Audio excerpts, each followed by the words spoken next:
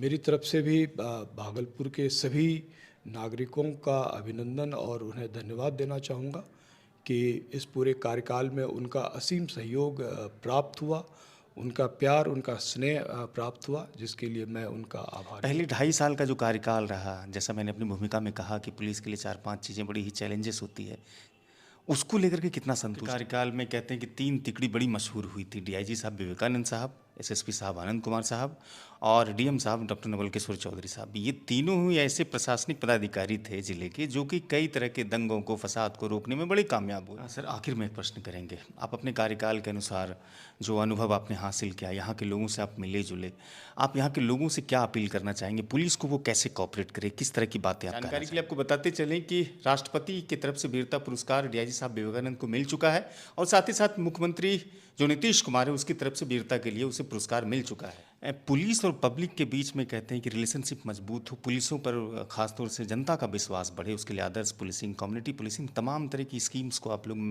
Mechanism को ज़मीन पर उतारने की कोशिश करते हैं। आपको इस तजुर्बे के अनुसार क्या लगता है कि फ्लैक्चुएट पुलिस हो, थोड़ा सा पुलिस में नम्रता आवे और पब्लिक को सपोर्ट मिल सके, उसके लिए क्या कुछ करना चाहिए आपके नज़रिए से 2.5 साल का जो कार्यकाल आपका रहा? बिहार पुलिस में कई तबादले का सिलसिला शुरू हो गया है। प्रशासनिक महकमे की अगर बात करें तो भागलपुर पूर्वी क्षेत्र के जो डीआईजी साहब थे विवेकानंद साहब, उनका भी ट्रांसफ़र हो गया है और अब उनका अब नया ठिकाना डीआईजी एसटीएफ होंगे। जानकारी के लिए आपको बताते चलें कि राष्ट्रपति की तरफ से वीरता पुरस्कार डीआईजी साहब विवेकानंद को मिल चुका है और साथ ही साथ मुख्यमंत्री जो नीतीश कुमार है उसकी तरफ से वीरता के लिए उसे पुरस्कार मिल चुका है। लिहाजा ये उम्मीदें हैं कि एसटीएफ में रहते हुए अब डीआईजी का जो कार्यभार देखेंगे उनसे बेहतर कार्य होने की उम्मीद है। हमारे साथ इसी कुछ खास मौजू को लेकर के डीआईजी विवेकानंद साहब भी जुड़ रहे हैं और आज उनसे बातचीत करेंगे और 2.5 साल के इस कार्यकाल को हम समेटने की कोशिश करेंगे कि वो कैसे देखते हैं, क्या चीज़ें करना चाहते थे, क्या चीज़ें छूट गई, ये तमाम चीज़ों को लेकर के आज इस वीडियो में हम आपके सामने उपस्थित हैं। सर, अब आप तो भागलपुर छोड़कर जा रहे हैं, सबसे पहली बात है। पहले 2.5 साल का जो कार्यकाल रहा, जैसा मैंने अपनी भूमिका में कहा कि पुलिस के लिए 4-5 चीज़ें बड़ी ही चैलेंजेस होती है, उसको लेकर के कितना संतुष्ट हैं? देखिए, जब मैंने यहाँ पर योगदान दिया था मई 2022 में, तो ज्वाइनिंग करने के पश्चात सबसे बड़ी शिकायत जो लोगों की आ रही थी वो जाम की समस्या को लेके आ रही थी, शहर में और विक्रमशिला सेतु दोनों जगह। लिटरली ऐसी स्थितियां थी कि करा रही थी जनता सड़कों पर। और द देन कमिश्नर साहब और हम लोगों ने जो वर्कआउट किया और सारा टीम का जो योगदान रहा, और इस बीच में स्मार्ट सिटी की भी परिकल्पना यहाँ पे पूरी हुई, तो आज यह कह सकते हैं कि शहर आज की तिथि में बहुत अच्छी स्थिति में है और कई सारे प्रयोग जो किए गए हैं वो सक्सेसफुल रहे हैं। और विक्रमशिला सेतु भी लगभग जाम फ्री रहता है, अनलेस कि बीच में कुछ ब्रेक डाउन हो जाए, नहीं तो यात्रा लोगों की निरंतर जारी रहती है। और यह मेरे लिए संतुष्टि का विषय होगा, क्योंकि यही सबसे बड़ी समस्या शुरू में आई थी। पुलिस की प्राथमिकताओं में अपराध नियंत्रण और अनुसंधान नियंत्रण जो है हर समय महत्वपूर्ण और अहम होता है। और इस पूरे कार्यकाल में बांका जिला, मुजफ्फरपुर, भागलपुर और नौगछिया, इन तीनों जिलों में करीब 50 से ज़्यादा मोस्ट वांटेड अपराधी गिरफ्तार किए गए, जिनमें से मोहना ठाकुर है, टिंकू मियाँ है और भी कई सारे बड़े बड़े अपराधी हैं जिनका यहाँ पर एक दबदबा कायम था, और उन सबको कानूनी तरीके से सलाखों के पीछे भेजा गया। और इसके लिए जो उसमें पदाधिकारियों ने अच्छा काम किया उनको पुरस्कृत भी किया गया है, तो यह भी एक संतोष की बात है। और अनुसंधान नियंत्रण जो है निश्चित रूप से एक बड़ी चुनौती है, और इसको जो है इसको लेकर के नई व्यवस्था जो चालू की गई है, तो उसका प्रभाव अब क्षेत्र में दिख रहा है। और लोगों की समस्याएं जो है धीरे धीरे, जितनी समस्याएं हमारे पास आती थी, मैं देखता हूं कि अब लोग कम ये में आते हैं, चूँकि उनके मामलों का निराकरण फील्ड लेवल पर हो रहा है। एक प्रश्न हम आपसे करना चाहेंगे, पुलिस और पब्लिक के बीच में कहते हैं कि रिलेशनशिप मजबूत हो, पुलिसों पर खासतौर से जनता का विश्वास बढ़े, उसके लिए आदर्श पुलिसिंग, कम्युनिटी पुलिसिंग, तमाम तरह की स्कीम्स को आप लोग मैकेनिज्म को ज़मीन पर उतारने की कोशिश करते हैं। आपको इस तजुर्बे के अनुसार क्या लगता है कि फ्लैक्चुएट पुलिस हो, थोड़ा सा पुलिस में नम्रता आवे और पब्लिक को सपोर्ट मिल सके, उसके लिए क्या कुछ करना चाहिए आपके नज़रिए से 2.5 साल का जो कार्यकाल आप करा? देखिए, भागलपुर इस मामले में बहुत ही चुनौतीपूर्ण है और सांप्रदायिक दंगा की पृष्ठभूमि रही है, जिसके कारण कि हर समय यह एक तरह से चुनौती बना रहता है। और जितने भी इस तरह के मामले आए, उनको यदि समय पर निपटाया गया तो इसमें जनता की बहुत महत्वपूर्ण भूमिका रही है। उनके द्वारा समय पर सिर्फ सूचना ही नहीं दी गई, उसको शांत करने में जो भी शांति समिति के सदस्य हैं और जो समाज के अच्छे लोग हैं, उन्होंने आगे बढ़कर योगदान दिया।